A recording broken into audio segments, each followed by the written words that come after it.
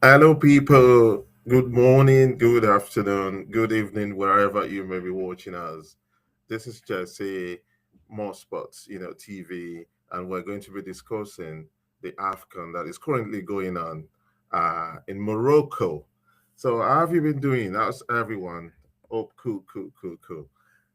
We're going to go into the AFCON semifinals preview, Nigeria versus Morocco. That's what we're going to be doing today. I personally feel that whoever wins the semifinal has a very, very, very decent chance, of winning the tournament itself. Um, that's just my hunch. It's the feeling that I have, and um, yeah, we're gonna go into what both coaches have said. We're gonna look at the preparation of the Eagles, and then we're gonna see, what the chances are. And right off the bat, let me see. I think I have Nigeria and Morocco have played 5 times in the AFCON, and out of those 5 times that we played, Morocco they've won 3 times, Nigeria 2 times, and each time that Nigeria's beaten Morocco or Morocco's beaten Nigeria on 2 occasions of the matches they've played because they played only 4 matches. And Morocco won twice in a particular tournament. So at the group stage and then at the semi-final stage. So they went on to win the tournament. So Nigeria, we've beaten Morocco 2 times, right? 1980 and year 2000. 1980 was the year that we won it, and I thought I saw a fantastic article by Shegun Odegbami, MON, you know, uh, kind of like comparing the current set of Eagles, to the Green Eagles that played in 1980. So I think you should look out for that, article by Shegun Odegbami is on Facebook. If you type Shegun Odegbami MON, you're gonna get that. So he was saying that um, he has a feeling that this team, is akin to the team that played in 1980, and that he feels they're gonna win. It's because the way in which they dominated the Algerians. He just felt that there's something in there, and that is what they're gonna carry into the game against Morocco. So in 1980, when this Green Eagles won, the African Cup of Nations, they beat Morocco in the semifinals, and they went on to win the tournament. So, and then in 2000, when Nigeria hosted, um, Nigeria beat Morocco 2-0 in Group D, in a win or bust game. We beat them 2-0 to qualify. We went all to the finals of that tournament in 2000 and lost to Cameroon. We played 2-2 in regulation time, and then we lost some penalties, to the fantastic Cameroonian side, who have beaten Nigeria 3 times in the finals of AFCON up to date. And then when the Atlas Lions of Morocco, met us in 1976, uh, they beat us 2-1 in the 3-1 in the group stage and beat us 2-1 in the semifinals. That was in 76. And they went on to win that tournament. And that is the only tournament that they've ever won, when it comes to AFCON. And also in 2004, when we met, they beat us 1-0 in a group stage, and that goal was scored by Yusuf Aji. So that is the head to head, and I do believe that the match tomorrow is going to be fantastic. So this is going to be, an interactive, session. Please keep your your questions, your contributions, coming in. So there's Kenny who has said, I'm so pleased with the style of play of the Eagles. In fact, you're not the only one. Um, we will get to that because I do believe that what I like to see in championship winning teams is not to come in and blow everybody out of the water. I want a team that grows with the tournament, that evolves with the tournament. And that is what we've seen this Eagle, do. So I remember when they came in, yeah, and they played the game against Tanzania, and everybody was saying, oh, blowing Tanzania out of the water. You only played, 2-1. You beat Tanzania 2-1. And I was like, yeah, they're testing the waters. If you remember, the problem with these Eagles, this set of Super Eagles, was that they were scoring goals, but the defense was leaky. It kept leaking goals. And that is why these Eagles are not going to be at the World Cup. They kept leaking goals, and they're leaking simple goals. And when they played 2-1 against Tanzania, that familiar feeling, came around. And they played, I think they played Tunisia next. And they romped, into a 3-0 lead. At, at 78th minute, Nigeria was leading 3-0. And then by the time the match, was coming to a close, the Tunisians, they've scored 2 goals and we were rattled. In fact, at that point in time, so many people felt that it's not going to happen, that this team is not going to, get to the knockout stages. But then they've already scored 2 games, they've already won 2 matches and, played Uganda next. So there was a bit of personnel change and they beat Uganda 3-1. Again, that 1 goal was avoidable. And then in the round of 16, they met with Mozambique. And everyone was saying, okay, it's a winnable game, but 2-0 or 2-1, that will do it. But this team went on and scored 4-0. So there's the first clean sheet of the tournament came at the knockout stage. That is the round of 16 against Mozambique, 4-0. And then everyone was saying that, okay, the Super Eagles, they've had it, they've had it easy. When you're paired against Tanzania and you're playing against the likes of, Uganda, and then you say Tunisia is not that strong. But don't forget that Tunisia never lost a World Cup qualifying game. And they qualified. Nigeria did not qualify. So you could say, okay, and then people said that, oh, Tunisia were not in the game. They scored 2 goals. If it went on for another 5 minutes, they might have scored, the equalizer or probably go on to win. But again, it was shaky. But then the Algerians, everybody felt that this is a very, very strong team. One of the, candidates, that was tipped to actually win the tournament. And there you go, the Super Eagles actually came out in their full flowing, resplendent power and authority, stamped it on the game, and won it 2-0. I mean, it was the easiest game that they played in the whole tournament so far against Algeria, that everybody was thinking, oh, they will collapse, they might not win.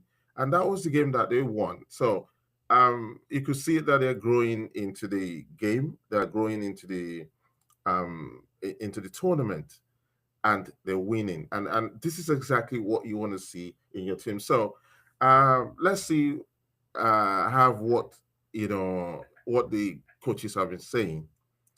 Um, might I remind you that we share what is going on our YouTube. That's where the action is. If you've not subscribed to our YouTube page, please do, because we are uploading videos from Morocco live for more sports, there every day. You need to see what's going on, the sights and sounds of Morocco. And this is Feel Iwobi, like the talking difference about. is the sense of brotherhood the family environment that we've created for each other.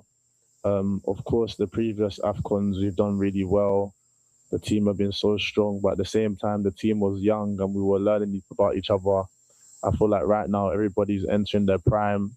Everyone's doing well respectfully for their clubs, and you can see the joy and the chemistry that we have when we're playing for our country. I mean, it's not just on the pitch, also off the pitch. Everybody's like, there's a big unity, there's a big family, and it starts from the coach as well as the players. Like, he's brought that brotherhood, and it's nice because it's like we're one big family, and you can see on the pitch that we're fighting for each other. So I feel like that's bringing out the best, not just in me, but in all the players.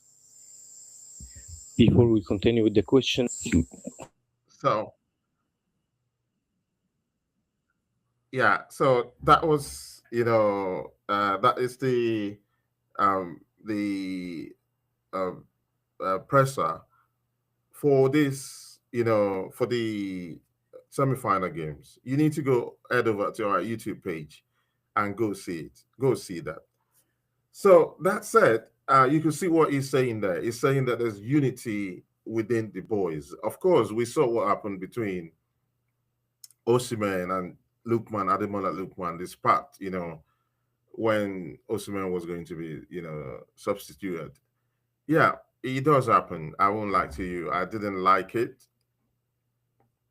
You probably did not like it as well, but it is what it is. The boys got back together, and that brotherhood is shining through. Actually, I felt that little trouble that they've got together might affect the game against Algeria, but as it turned out, it did not affect it. But we do hope that Osimhen is going to learn his lessons and is going to behave, properly, in a better way, you know, for the next time.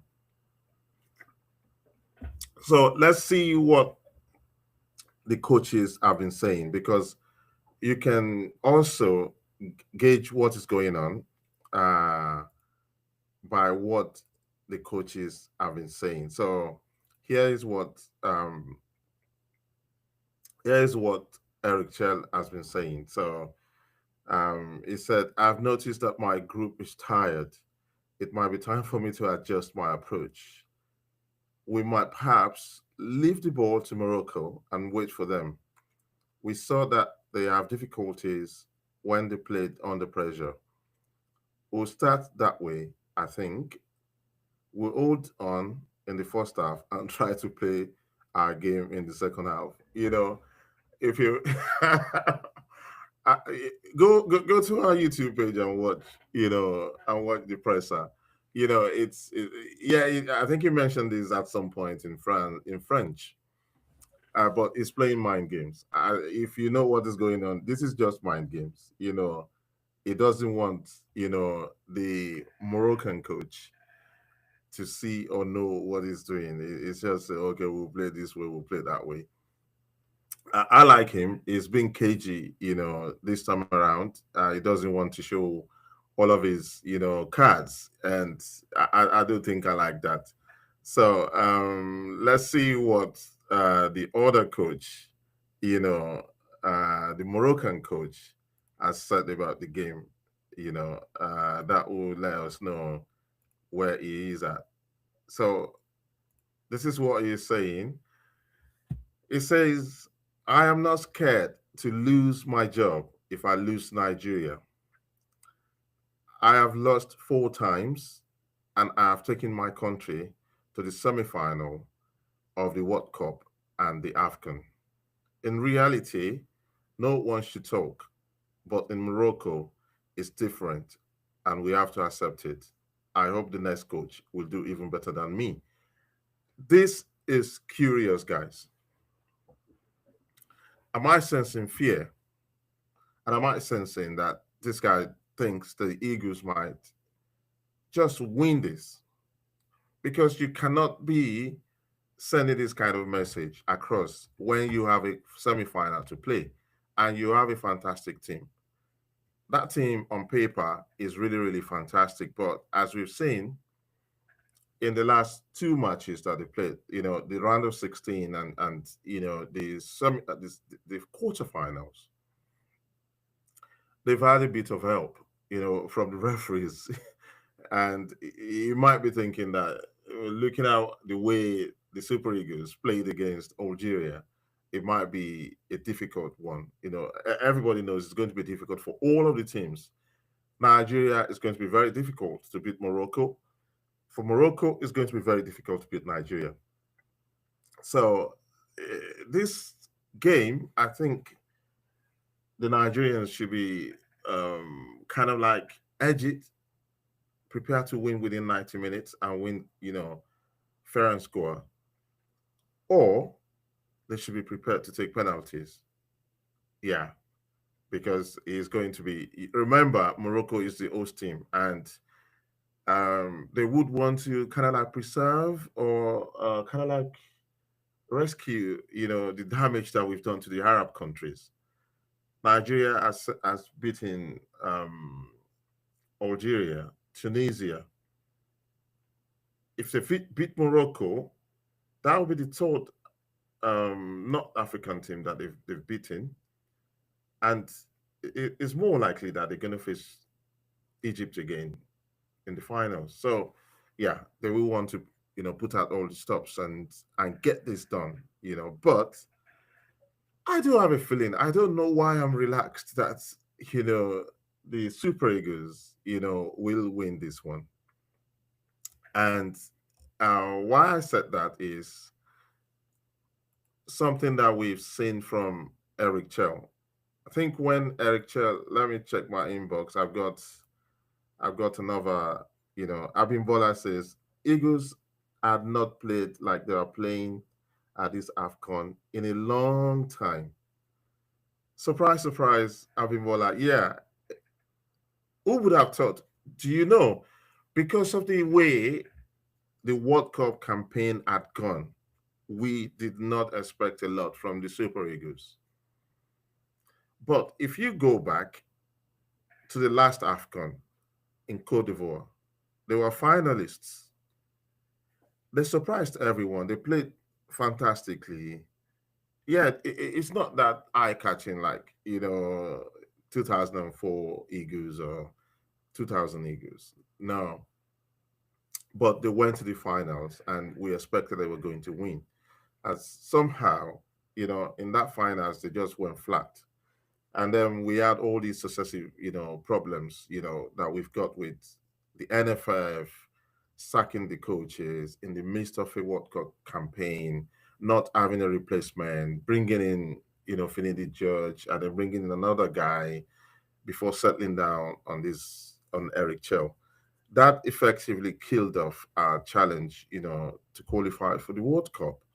So yeah, we were not expecting them to play, that much.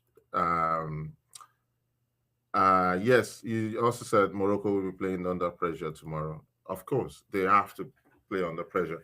And if you look at their games, they've not played particularly well as well. So I do expect that the Eagles are going to go out. They're getting comfortable. And that's what I said in the beginning. I prefer a team that is evolving with the tournament, finding their feet, getting used to the tournament, getting used to the pitch, getting used to the atmosphere, and developing as they went along. So we were conceding goals, first game, second game, third game. We conceded all through, but it got to the crunch, the knockout stage where the business end of the game.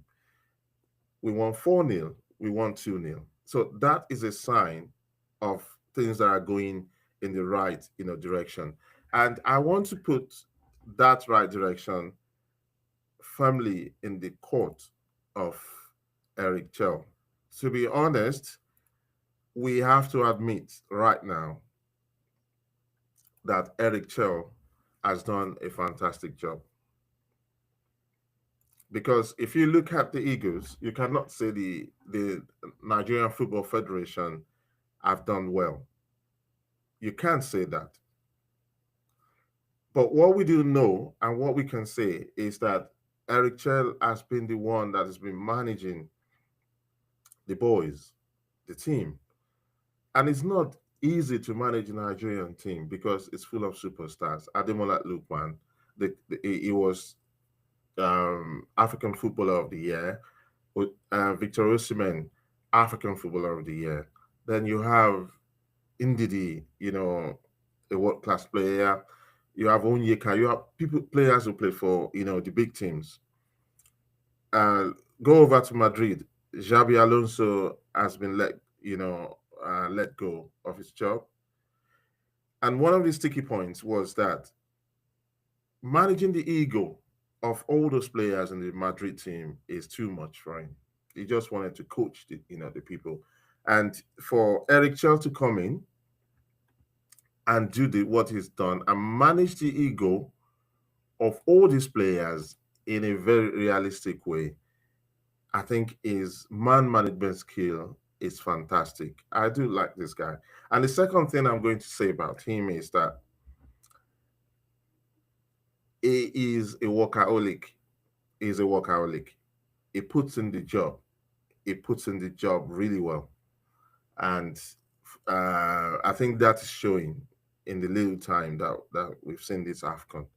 That is showing. And it's someone that is progressively developing. Of course, we are leaking goals, but you could see that there's is a work in progress and that the team is moving in the right direction. So, in this article for More Sports, we did, an appraisal of his 1 year. And if you look at it in 1 year, it's got more than this now because this was released before the Mozambique game that he won 4-0 and before the Algerian game that he won 2-0. So if you add, this statistics is obsolete now. But then let's just look at the 1 year frame. He played 16 games. He won 10 of that, drew five, only one loss. That is a good one. I don't care what you say. Even if you brought Mourinho to manage the Super Eagles, he may not do more than this. So about saying that there are no flaws, yeah, of course there are flaws, but the circumstance in which he came into that team to manage that team and also manage extant factors, things that are outside of his control, like the players not getting their allowances paid on time. Two times in this tournament, the Eagles have threatened not to train because they've been owed money. And we also knew that Eric Chell himself is being owed by the NFF. It's shameful to be saying these things about the Nigerian team, but that is the environment in which Eric Chell has been working. And for him to come out and, get us 10 wins, 5 draws, and 1 loss in 16 games, for me, I can't fault this guy. I can't fault him. So he's brought much needed stability and clearer tactical identity to a fractured, squad. Before he came in, under Finidi Judge, we don't even have any identity. We were just playing like headless chickens.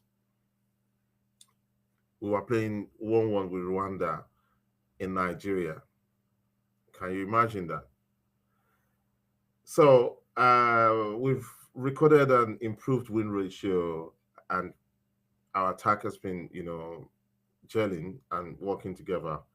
And he's improved, Alex Iwobi, for instance. Alex Iwobi is a different beast in this tournament. Alex Iwobi is like finding the passes. I don't know why he's finding those passes. It's just become a prime Xabi Alonso.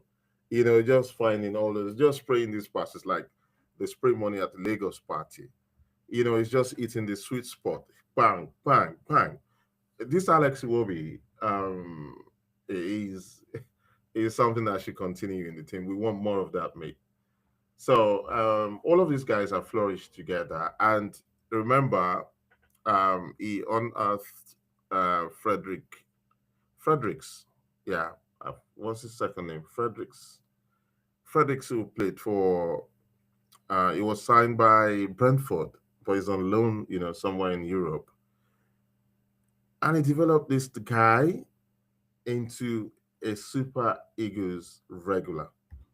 And that guy had an injury. And kudos to him and his team. They brought up Ryan Alebiosu into the team. And from what we've seen of Ryan Alebiosu so far, is going to be another fantastic baller, for the Eagles. So for the future of these Eagles, if the NFF is not going to mess up and allow this guy to do a job for an extra 2 years from here on, these Eagles are going to be doing really, really well. They're going to be back to their best. Of course, what we've seen so far is that it's not all rosy. He had little time, World Cup qualification hopes, ended up with defeat to DR Congo. Yeah,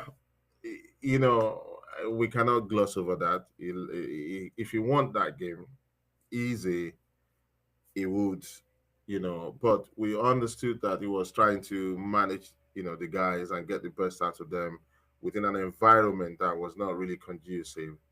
And also, he was in charge of the home base Eagles. I don't think he paid attention to that. And I wouldn't expect him to pay attention to them that much because he had the World Cup qualifiers, on the way. So yeah, that those are the negative points, But it's shown us what the Eagles can actually be.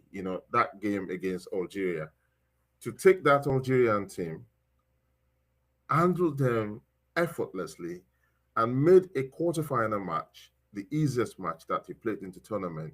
That is stuff, that you have to say, you know, hold your hands up and say, this guy is good. It's going somewhere. I was skeptical, but I was of the mind that he should be given a chance. He's an African, he's part African, and he can understand some of the mentality. Yeah, and because he was raised in France and he's dealt with black players, he understands what our players in diaspora wants, and he's also managed Mali. He understands what the players in Africa need. So I think he's doing a good job of bringing all of these parts together. So if he's allowed to go on and do his job, I believe that things are going to go on fantastically. So that is the thing that we want to discuss today. That head to head, I don't want to waste our time. I have only 30 minutes. So let me recap. Head to head, we've played these Moroccans, 5 times. They won 3 times. We won 2 times. When they beat us twice in 1976, 3-1. They beat us 3-1 at the group stage, and then we met in the semifinals, and they beat us 2-1, and they went on to win, that tournament on their own soil. That's it. They beat us and they won. They beat us in semifinals and they won. Also, when we hosted, when Nigeria hosted the African Cup of Nations in 1980, the Green Eagles met them at the semifinal stage and beat them to qualify for the finals, which they won. Bingo. So, on the basis of that, I'm saying that whoever wins the Nigeria versus Morocco match tomorrow is going to take the cup. That is me just, working out on statistics and history. So, and I do believe that we've got the players, and I do think that Victor Osimhen is overreacting because he knows that he needs to win this AFCON. Victor Osimhen knows that he needs to win this AFCON because he might not go to another World Cup. So the World Cup this year, 2006. The next one is in 4 years. I mean, how old is he going to be then? I don't think he's going to make the team. So I'm going to do another deep dive on this, shameful thing that that's been done by making sure that they are aligning AFCON to the European calendar, and it's going to be now played every 4 years. I think that is stupid. But that is a story for another day. Abimbola says it's unfortunate that Finidi and Ezek were not able to use these players effectively. The fact that Chell has been able to foster mental toughness in these players is a sign that he's doing well. Bang on the money. Bang on the money. If you watch the content that I played from our YouTube channel, the presser that Eric Chell and Iwobi gave, the first thing that Iwobi said was, we are like brothers. The spirit in the camp is fantastic. When you have players, ex-players at loggerheads, remember back in the days when the World Cup was ongoing, there was a spat between Osimhen and Finidi George. And the way he talked to Finidi George was disrespectful both ways. I believe something was bubbling under, something that happened in camp. So you could not get the best out of your players under those circumstances. You can't. So it's one of the things that I see. I think this guy is mature. The way he handles the players. I was watching that interview. I watched the whole interview, and the issue of he will be having his YouTube channel, doing his skits and all of that came up. And this guy says, look, for we train, we play, and he said for that downtime that they have, they need to have to do other things than football. And that is true. That is true. We've seen the Brazilian World Cup winning side have been given opportunities to see their girlfriends during the World Cup just to have a let off. The pressure's built. The pressure builds when you are in camp, and especially when you're expected to win. And if filming himself doing a few YouTube stuff, I think it goes with the territory nowadays. It's the age category in which they are very familiar with social media.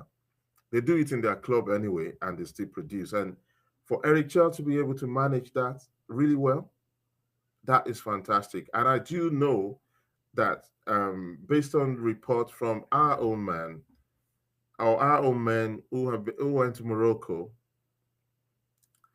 even the officials of NFF this time around were not allowed.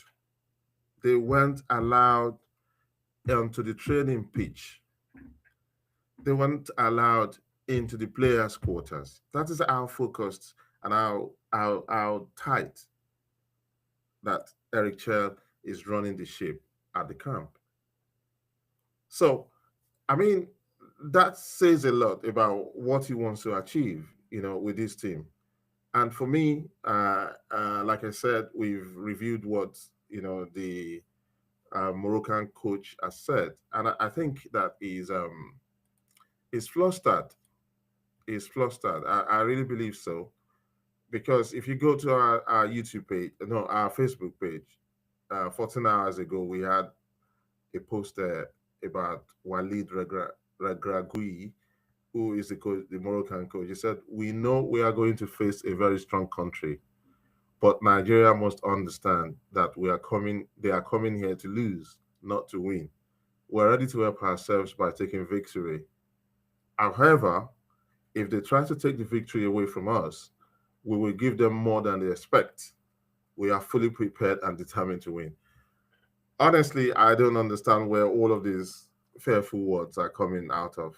Maybe this guy is already, given up that he's going to lose, the match, because it sounds like somebody who knows is going to lose.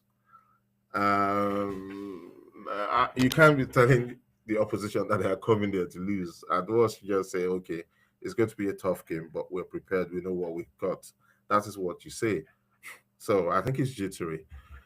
So um, I'm tipping the Super Eagles to win this, of course, and I'm putting that down to the work that Eric Chell has done. Eric Chell has gone around on the African, continent. He was managing a club in Algeria, and that's what people did not understand or knew. I think he had an experience of managing in the Algerian league, and he knew the mentality of the players. He knew how he was going to play them effectively. So he's managed Mali to the quarterfinals, and it was by stroke of luck that they lost. That a stroke of luck that I think it was Cote d'Ivoire beat them in that quarterfinals. So he's got experience. That's what I'm saying. You might look at Eric Chell and think, oh, he's just one of the coaches there. He's got experience on the African continent. So it was just like when Claude Leroy just came, onto the African continent. It was just like Avi Renard, came into the African continent. They first went to the clubs and then they joined the national teams and, all of that. So I do believe that Eric Chell is going to be the reason why we win that match, tomorrow, because also it's in-game management. If you look at the quarterfinal matches, the guys he brought in. So people have been saying, how is he going to deal with the Indidi situation? It's the same thing that he's going to do with the loss of Benjamin Fredericks. There's no Benjamin Fredericks in this tournament, and he was the mainstay of the team. And see how they have played Onyeka.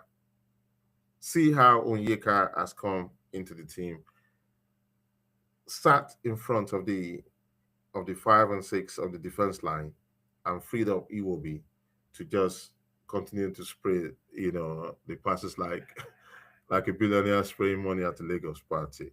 So yeah, I think that's what's going to happen. So thank you so much. That's where we're going to stop for tonight. Thank you for joining us. Tomorrow, I do hope that when we have a short one, it's going to be talking about victory of our Super Eagles over the Atlas Lions, of Morocco. So I do believe that we're going to so high, and win this match. So till then, keep the faith, uh, keep yourself strong, and then we'll see what happens, tomorrow. Bye bye.